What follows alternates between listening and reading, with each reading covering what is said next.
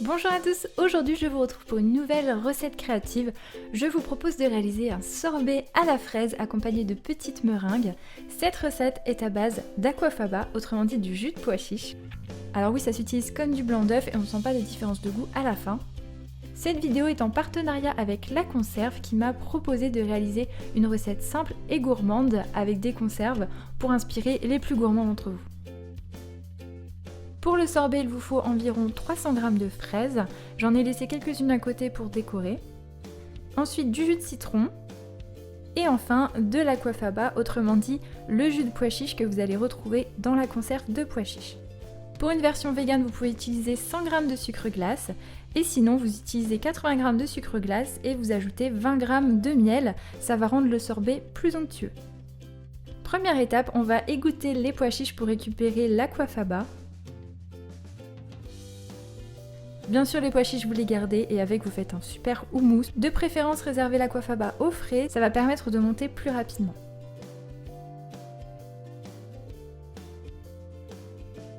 Ensuite, je vais laver les fraises et les découper en petits morceaux.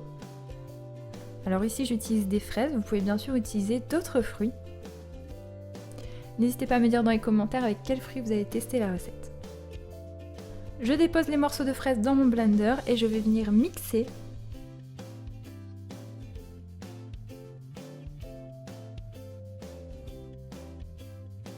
Je réserve le coulis de côté. Maintenant, je vais pouvoir monter l'aquafaba auquel j'ajoute le jus de citron. Ça prend un petit peu plus de temps à monter que les blancs, mais ça marche très bien. Une fois que la préparation commence à bien blanchir et mousser, je vais ajouter petit à petit les cuillères de sucre glace. On commence à bien voir les traînées du fouet. Je vais pouvoir ajouter le miel. Vous pouvez racler les bords si besoin. Je mélange une dernière fois. Et voilà ma belle meringue d'aquafaba. Vous avez vu, on obtient un beau bec d'oiseau. Je vais pouvoir ajouter en 2 fois le coulis de fraises à la meringue. Et je mélange délicatement avec une maryse.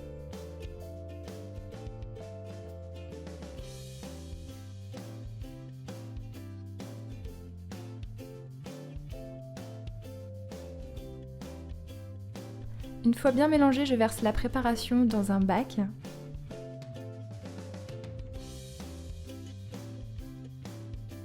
Vous voyez l'aspect, c'est vraiment onctueux.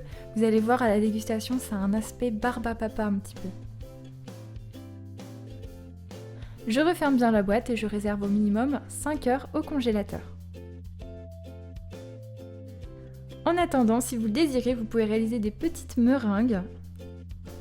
Il vous faut de l'aquafaba, encore une fois, et du sucre glace. Vous pouvez également ajouter des arômes comme de l'extrait de vanille. Comme la première fois, je commence à égoutter les pois chiches et je réserve l'aquafaba au frais. Vous pouvez aussi le monter directement, c'est juste un petit peu plus long. Je mélange au fouet et encore une fois, lorsque ça devient bien mousseux et blanc, je vais ajouter les cuillères de sucre glace petit à petit. C'est super simple à réaliser. Je n'hésite pas à bien racler les bords et voilà, j'obtiens mon beau bec d'oiseau.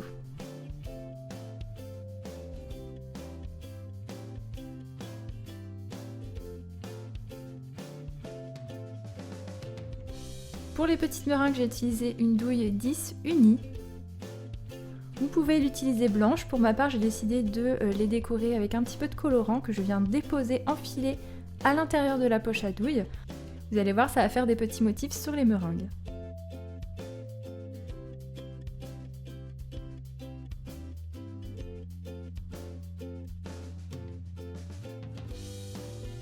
Je dépose les meringues à la poche à douille sur du papier cuisson sur une plaque. Avec les quantités données, vous pouvez faire environ 3 plaques, donc il y en a beaucoup. N'hésitez pas à réduire la quantité si besoin.